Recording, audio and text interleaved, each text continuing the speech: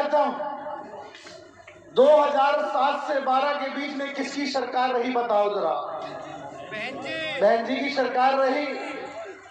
हर धर्म, हर जाति, हर मजहब के लोगों को मान सम्मान स्वाभिमान मिला कि नहीं मिला बताओ आप? बेरोजगारों को रोजगार, नौजवानों को रोजगार मिला कि नहीं मिला बताओ? मैं गलत कह रहा हूं बता दो।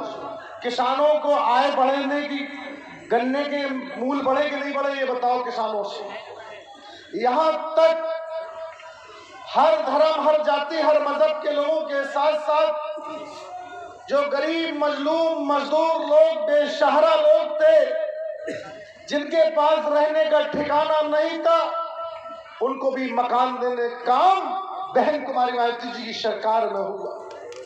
आज मैं आपसे पूछना चाहता हूं, ये घोषणाओं की सरकार से मैं पूछना चाहता हूं, ये घोषणाओं की जो सरकार चल रही है, इन्हें 4 साल 5 साल, आज 5 साल होने जा रहे हैं। भारतीय जनता पार्टी ने कोरोना काल में दवाई और बेड अगर दिया हो तो बता दो, आप बताओ कितने बैठे हैं लोग?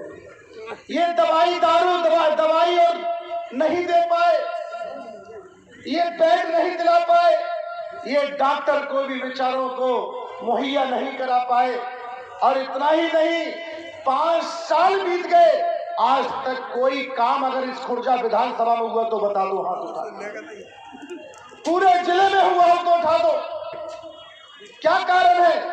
केवल ये झूठ की बुनियाद पर सरकार बनाते हैं। ये बात मैं आपसे उजागर करूंगा, ये सही बात है तो मेरी हाँ कर देना। 2007 से 12 के बीच में सरकार चल रही थी। आज कार्यकर्ता सम्मेलन के आयोजक भाई विनोद हमारे छोटे भाई भी हैं, तो ये भी अभी इनके बारे में हम बताएंगे क्योंकि संदेश लेकर आए हैं। तो आज मैं आपसे बताना चाहता हूं, जब 2007 से 12 के बीच में सरकार चल रही थी, सर्व समाज के लोगों को सम्मान मिल रहा था, हर इंसान को खुशहाली थी, किसान खुशहाल था, नौजवान को रोजगार था और हर मजदूर को जो रहने का ठिकाना था उनको मकान था। लेकिन इन्होंने सोचा, ये समाजवादी पार्टी और भारतीय जनता पार्टी ने सोचा कि अगर ये इनके पास, बहुजन समाज पार्टी के पास हर विधानसभा में 50 से 60 हजार वोट है कि नहीं है? क्यों भाई बताओ? 50 हजार वोट से तो कम नहीं है। हर विधानसभा में 50 हजार वोट है कि नहीं है? इन्होंने सोचा 50 हजार वोट इनके पास है, जो गरीब और मजलूमों को इनको रहने का ठिकाना दिया है, मकान, ये भी वोट बीएसपी को देंगे। 10 से 15 हजार लोग ये भी रह रहे हैं। अब इनके पास 70 से 75 हजार वोट हो गया है। कभी बीएसपी को कोई हटा नहीं पाएगा, ना ही कोई गिरा पाएगा। इनने सोची समझी रणनीति कही और क्या कहा? इन्होंने कहा ये पत्थरों की सरकार। कहा था नहीं कहा था? बताओ मैं सही कह रहा हूं गलत? कहा था कि पत्थरों की सरकार जो चल रही है, बीएसपी की सरकार को पत्थरों की सरकार कहा था। आज मैं ये बात पूछना चाहता हूं, अगर अपने महापुरुषों के मान सम्मान के लिए आप पार्क स्मारक बनाते हो तो क्या खता करते हो? इन्होंने, मैं पूछना चाहता हूं, जो पत्थरों की सरकार कहते हैं, इन्होंने बदनाम किया था बीएसपी को, ये पत्थरों की सरकार है। आप ये बताओ, इस देश के अंदर 50 साल हुकूमत कांग्रेस की रही कि नहीं रही बताओ? 50 साल हुकूमत कांग्रेस की रही। उन्होंने नेहरू जी के नाम से, इंदिरा जी के नाम से, और इतना ही नहीं, राजीव जी के नाम से, संजय जी के नाम से पार्क और स्मारक पूरे देश में बनाए। हमने कभी, हमारी नेता ने विरोध नहीं किया। क्यों किया हो तो बता दो आप? किया कभी विरोध? उसके बाद भारतीय जनता पार्टी की सरकार बनी। भारतीय जनता पार्टी ने पूरे देश के अंदर उपाध्याय जी के नाम से, अटल जी के नाम से पार्क और स्मारक पूरे प्रदेश नहीं पूरे देश में बनाए। बहुजन समाज पार्टी के नेता ने कभी विरोध किया हो तो बता दिया। उसके बाद समाजवादी पार्टी की सरकार रही। समाजवादी पार्टी की सरकार में लोहिया जी के नाम से, मुलायम सिंह जी के नाम से पार्क और स्मारक बने। कभी हमारी नेता ने विरोध किया हो तो बता दीजिए। हमने कभी, क्योंकि बहन जी ऐसी नेता है, कभी पुरुष और महापुरुष के खिलाफ नहीं होती है। अगर खिलाफ होती है तो गुंडे और अपराधियों के खिलाफ होती है, उनके ठीक करने का काम करती है। इसके बाद बहन जी ने किसके नाम से पार्क स्मारक बनाए? जो भारत के संविधान बनाने वाले और वोट का अधिकार दिलाने वाले बाबा साहब के नाम से पार्क और स्मारक बनाए, मानवर श्री काशीराम जी के नाम से पार्क और स्मारक बनाए, छत्रपति साहू जी महाराज जो पिछड़े समाज में जाने जाते हैं, महापुरुष रहे, उनके नाम से पार्क स्मारक बनाए, महात्मा ज्योतिराव फुले के नाम से पार्क स्मारक बनाए।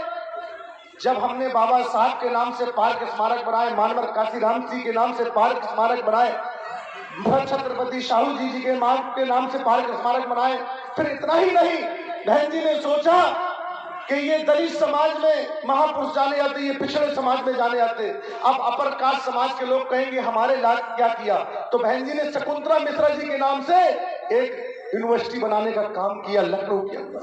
फिर बहन जी ने सोचा कि ये मुस्लिम समाज के लोग कहेंगे कि हमारे साथ क्या किया, तो बहन जी ने मुस्लिम समाज के लिए अरबी फारसी बोर्ड का गठन करके एक लखनऊ में यूनिवर्सिटी बनाने का काम किया कि कोई समाज ये नहीं कह पाए कि हमारी समाज के लिए कुछ नहीं किया।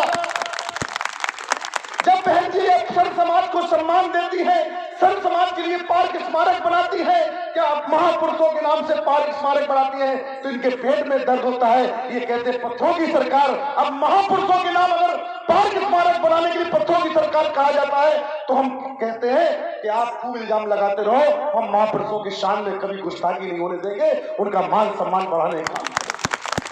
अगर महापुरुषों को मान सम्मान दिया होता,